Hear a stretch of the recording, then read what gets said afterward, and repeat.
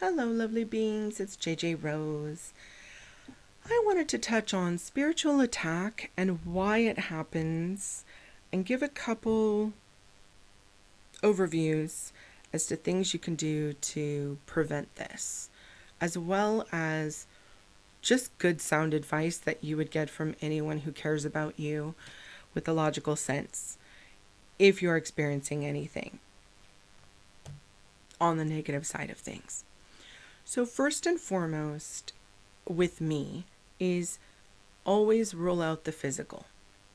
So, if it's a situation where, someone just all of a sudden starts acting really erratic, okay, I'm going to be looking at that. Is the person hungry? Is their blood sugar dropping? Are they having an episode? Did they take a medication or something else that's affecting them in this way? And if all those things are ruled out, and then okay, I'm verified we're working with something spiritual, then we'll go on the attack front. But in a lot of cases, I've seen a lot of people who are spiritually awakening or who have been in this for a while, everything to them becomes spiritual. And especially in the past couple of years, I've seen some things that really, to me, border on dangerous advice. I've seen people say, oh, I'm feeling congested. I'm having, this color come out of my nose. I'm coughing. And people will say, oh, you're not sick. Those are ascension symptoms. No, you probably have a sinus infection, and you might need an antibiotic. Or you have a cold and you need some soup and some rest. Let's rule out the physical first. I've seen other cases where people have been extremely lethargic and they're thinking, oh, I must be under spiritual attack. I have no energy. Is there an energy vampire? No, you have an iron deficiency. You need a little checkup with the doctor, or you have a thyroid deficiency and you need to go get checked by the doctor and maybe get on some medication or take some supplements. So if you've ruled all the physical stuff out, right? Like you're practicing good physical care, you're eating right, you're taking vitamins, you're making sure you're getting enough water, you're making sure you're getting enough sleep. And I know that's hard, but try and fit it in, right? What would you want for your best friend or the person that you love? You would want them taking care of themselves. You want to take care of them more than likely. So make sure you're also reciprocating that love for yourself.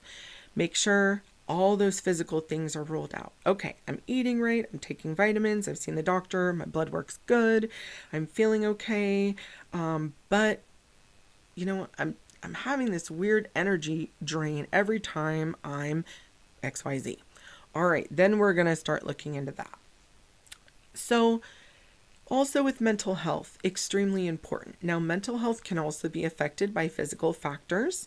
There's thyroid issues and different vitamin deficiencies that can actually cause mental health issues. If you're low in vitamin D, it can cause anxiety.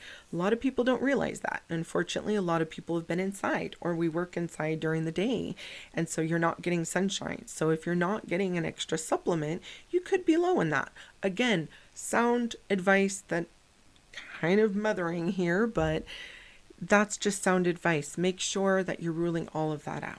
Now, you've ruled all that out. There's no mental health issues. There's no physical issues, but there is this issue. All right. So now let's talk about this. So this is where the investigation comes in. So, and I'm not saying investigation like you need to investigate it like a paranormal investigation, but kind of. Like I recommend to everyone to kind of treat all issues in that manner where you're logical and skeptical, you've ruled out all the physical stuff first, and now you're going in for the meat and potatoes to figure out what exactly are we dealing with now. So light needs dark and dark needs light. They work together. And obviously, if you're under spiritual attack, you're feeling that you're being attacked by something negative. So the first question that you need to figure out is this just feeling negative because you don't want to i.e., is this a situation where like it's a spirit guide trying to get your attention and you've been just blatantly putting your hand over your eyes and trying to ignore it because you don't want to do the work or you don't want to do what spirit's been guiding you to do? Or is this a real adversity situation where you have something negative coming after you? So that's the first question, right?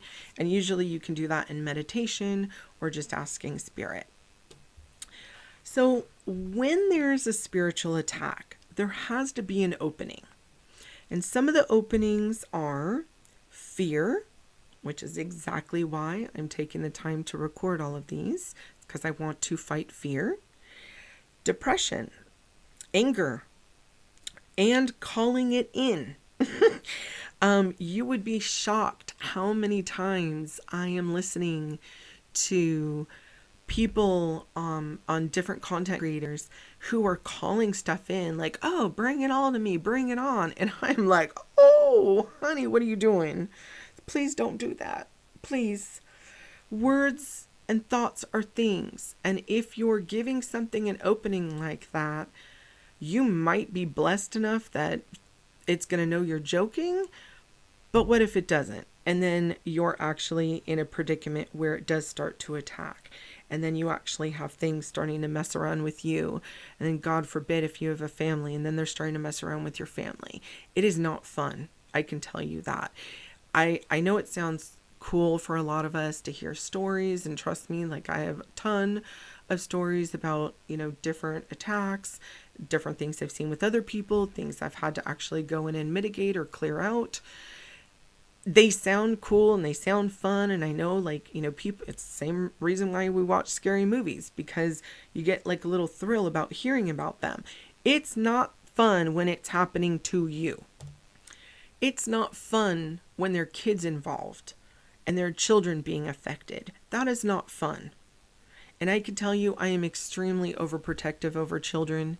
And in times where the parents are calling it in due to whatever reason, and it's affecting the kids, it upsets me to a whole nother level. And, that is when I'm going to stand up and get a little loud and say, what are you doing? Because you are affecting your children. And you have a job as a parent to protect your child. Now, obviously, besides calling it in, there are other ways, which are messing around with things you don't understand. Now, in the entity, when I talk about, a demon isn't going to come follow you just because you played with the Ouija board once when you were 9.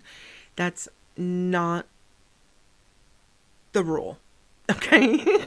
I've known lots of people who played with Ouija boards and absolutely nothing has ever happened to them ever. There are usually other reasons why. Spiritual attack does not happen for no reason. It does not happen willy-nilly. It doesn't happen like, oh, who's up on the agenda, little dark entities having a meeting. And then they're like, oh yeah, Kyle over there because he played with the Ouija board when he was 10. No, that's not how it works. It's occurring because there's an opening and there's a reason. And sometimes the reason can be to help you grow or to help other people grow around you who are also witnessing this. It also helps with people with belief and with strengthening up their faith. Some people, I've watched a lot of the paranormal stuff on TV of the different shows where it'll show people's experiences. And a lot of them were like, we had no religious background, no spiritual background. We were pretty much atheists when they started. And then it got to the point where we had to recognize that there obviously is something other than just this flesh here because we can't explain what's going on. And I know it sounds awful, but that's wonderful because it got someone to wake up and to open up to something that without that negative experience, they wouldn't have. Most people nowadays that are younger, religion really doesn't interest them. Spirituality sometimes does, metaphysics do, but religion itself doesn't. And I know more and more people who were raised without any religion whatsoever, which to me is kind of shocking, being that, in the time period I grew up, pretty much everyone had some sort of religious backing when they were children, because it was just kind of what people did. But to hear that there are people who were raised with absolutely none and no belief systems whatsoever, and now they're out here, living in the world, and things are starting to happen, and they don't know what to make of it. So, again, it always happens for a reason.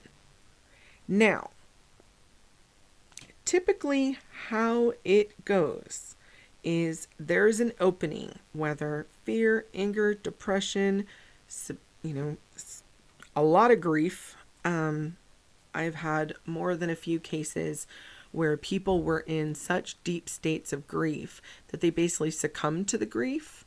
And this was the opening that negative forces needed in order to get in there. And again, you got to remember, the parasitic entities that are usually the first little scouts, they're kind of like cockroaches, right? Like cockroaches basically smell food and then they go and they run over to it. They smell a big old food source of someone super down, someone super angry. And I'm not talking about you're angry for 10 minutes and you're over it. I'm talking about like your little, festering of anger, and it's been going on for a while. So the parasitic entities basically show up first. They're getting their food source. If there's enough and it's ongoing, basically kind of telepathically, they're sending out the signal to their homies like, hey, I found a great feast over here. And that's usually when the paranormal incidents will start. And it depends on what gets there first or what fits the bill for the situation, because of course everyone's different and spirit's going to align in order to make sure that it's for your highest good. So they're going to make sure whatever gets in there first is what you need in order to get the job done. So usually it will be, a dark entity will come in if the opening is still there.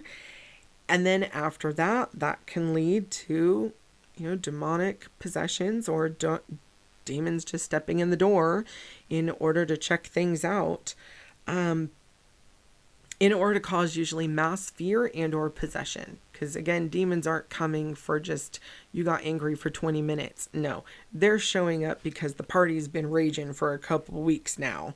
And they've been told by their folks down below, we'll say, that it is a good spot to go check out. Now, I don't want this to be all doom and gloom and fearful and anyone out there afraid to feel any emotion like fear, depression, sadness, anger. These are normal emotions as long as they are controlled. So if something sad happens and you're sad, obviously that's okay. I'm not over here saying let's all be toxic positivity. I am not into that. I get angry, especially with injustice, and there's been a lot of injustice the past couple of years in this world, and it makes me seethe at times. But then I try to turn my anger to good, and I realize that anger is just sadness over the situation that had nowhere to go.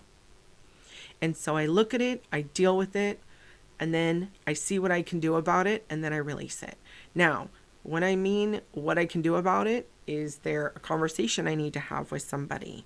Or is there a letter I need to write to, a government in order to get my thoughts out? Is there change that I need to start a grassroots effort on? If there's nothing physically I can do about it, I either have to A, give it up to God or spirit, source, creator, and or figure out another way to do something about it. But I'm not just going to sit here and, fester on how angry I get or how upset I get about certain things happening in the world. Again, I'm trying to come from a place of non-judgment and take a look and understand, why are things this way? What led it to happening? And what is the benefit for all mankind of this incident occurring? And a lot of times when you take a giant emotionalist step back and you take a look as if you were standing off the planet watching, you'll see the bigger picture. And when you see the bigger picture, it's a lot easier to release all those momentary, jump to anger, jump to sadness, jump to depression, because you understand that this is all happening for a bigger purpose. And again, a lot of times people don't get the lesson unless it's really hard and gets really ugly and nasty. A couple years ago, I heard a woman, I think it was on YouTube, and she had, at the time, I had never heard this before, where she said, if there's a negative entity or a demon present, don't be scared, ask why. And at first I was like, girl, like, what are you, what? I'm kind of shaking my head because, my instant reaction is just to fight it or get it away. But I stood there and I really thought about it. And I was like, she's kind of right. And I'm not saying having a conversation with it, but it's a really great time to look within if scary stuff is happening and figure out why. Is it something I'm doing? Is it something that's happening in my vicinity? Is there something that I need to tighten up? Is there something I need to deal with in order to protect myself from the negativity coming in towards me? And a lot of times when we check ourselves, we'll realize we called it in ourselves. It wasn't someone, there's the old adage of, someone sent this after me. It's very rare that people are sending things after each other, because even if the person is into, dark witchcraft or Santeria, or, there's tons of different modalities when it comes to magic work. Whether you have to do it yourself or you have to pay someone to do it, it costs a lot. And it doesn't just money-wise cost a lot, like it energetically costs a lot to put that much negativity towards someone else. So, if you have people that you feel strong ways about in your life, whether they're friends or were friends or whatever, honestly, take a look at how much energy you're spending on disliking them and sending them negative energy or negative thoughts, and what you could be doing with that energy for yourself or others in a positive aspect versus sending all this negativity out. And I guarantee you, like, when you give that up and you see how much energy it's freed up for you, it's pretty amazing. So with all of this information, I wish you absolutely the best. I wish you the best growth for you and in the healthiest way possible, that you can get it hopefully the first or second time without having to go around and learn it the hard way like many, many have done. But at least you understand a little bit more and can look into it yourself and understand if this is happening to you or someone else that you know and love. Maybe have this conversation. It might be a great time that you could be of help and assistance to someone and point something out to them that they might not have ever realized without you having taken the time.